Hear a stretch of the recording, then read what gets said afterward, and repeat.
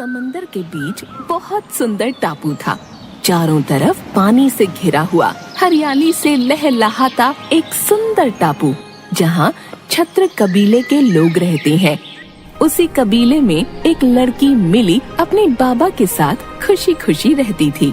मिली बहुत चंचल और समझदार लड़की थी। उस टापू के एक छोर पर एक दानव रहता था, जो कि बहुत विशालकाय और ताकतवर था। उसे अपनी ताकत पर बहुत घमंड था। वो पूरे टापू पर अपना राज चाहता था और अपनी मनमर्जी करता था। बचाओ, बचाओ। टापू पर सब कबीले वाले दानव से छुटकारा चाहते थे। कबीले के लोग समुद्र से मछलियाँ पकड़कर अपना और अपने परिवार का गुजारा करते थे। समुद्र के किनारे मछलियाँ पकड़ने के बाद अब रोज जितनी मछलियाँ पकड़ो उसका आधा उस दानव को देना पड़ता है। आखिर कब तक ऐसा चलेगा पता नहीं। अरे भाई जल्दी चलो, दानव को मछलियाँ दे आते हैं, नहीं तो वो आफत आ जाएगी। भोलू और उसका साथी दानव के पास जाते हैं। दानव सो रहा होता है और डरते हुए मछलियाँ रखकर निकलने लगते हैं। दानव भोलू को पीछे से गले से पकड़कर उठा लेता है। बाप रे, आज बचा लो मुझे, कोई बचाओ। आज तुम दोनों ने आने में देरी की, इसकी सजा ये है कि आज की सारी मछलियाँ मेरी। ये बोलकर दानव ने भोलू को ऊंचाई से नीचे फेंक दिया। अरे बाप रे, मर गया। मेरी तो कमर ही टूट गई। भोलू लंगड़ाते हुए और उसका साथी उसे संभालते हुए दोनों उस जगह से निकलते हैं। सारे कबीले वाले मिलकर विचार करते हैं कि कैसे इस दानव से छुटकारा मिले। एक दिन सब कबीले वालों ने एक योजना बनाई। उस दानव को आज से कोई मछली नहीं देगा। वो खुद मछली पकड़ने नहीं जाएगा, क्योंकि वो पानी से डरता है और वो मछलियों की तलाश में जरूर निकलेगा। हम एक पिंजरे में कुछ मछलियां रख देंगे। जैसे ही वो मछली खाने पिंजरे में जाएगा, पिंजरा बंद हो जाएगा। जैसा कबीले वालों ने योजना बनाई, ठीक वैसा ही हुआ। आखिरकार वो दानव पिंजरे में बंद हो गया। भोलू जंगल के रास्ते कहीं जा रहा था। अचानक दानव के पिंजरे के पास वह आ पहुंचा और दानव को देखकर झट से एक पेड़ के पीछे छिप गया। जान बची, अच्छा हुआ उसने मुझे नहीं देखा। दानव ने भोलू को देख लिया था, बिल्कुल भोला बनकर। अरे भोलू भाई, आप यहाँ आए, बहुत खुशी हुई आपको देखकर।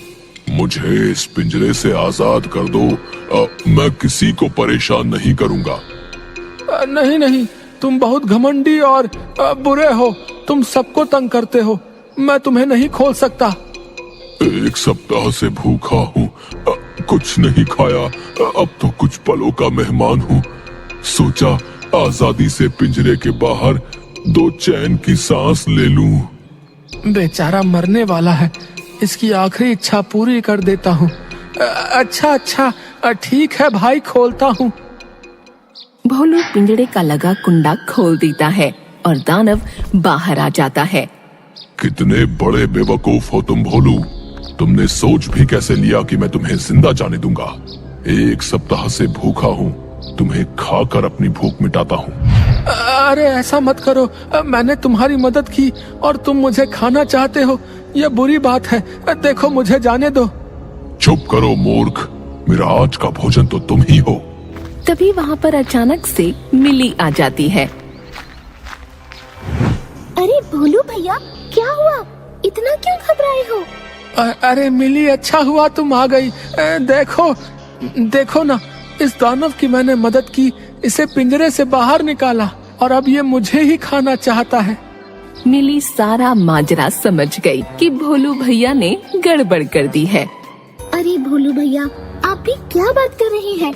इतना बड़ा दानव इस छोटे से पिंजरे में कैसे आ सकता है? नहीं मिली, इसी पिंजरे में बंद था ये, मैंने इसे खोला। पर मुझे बताओ तो कि इतना सा ये पिंजरा है और दानव इतना बड़ा, भला कैसे बिठाएगा इसमें? चुप करो तुम दोनों। एक तो भूख से बेहाल हो रहा हूँ, ऊपर से तुम दोनों की बकबक में इसी पिंजरे में बंद था। इस मूर्ख ने ही मुझे आजाद किया। चलो अब मुझे इसे खाने दो। अरे दानव जी, आप भी भोलू भैया की तरह बेवकूफी की बातें कर रहे हो। भला पिंजरे में आप कैसे आ सकते हैं? देखो मूर्खों, ऐसे बंद था मैं, ऐसे। इतने में मिली झट से पिंजरे का कुंडा लगा देती है। ये क्या किया तुमने? खोलो मुझे, बाहर निकालो मुझे। अब तुम बंद रहो इसी पिंजरे में। मिली और भोलू दोनों खुशी खुशी वहाँ से चले गए।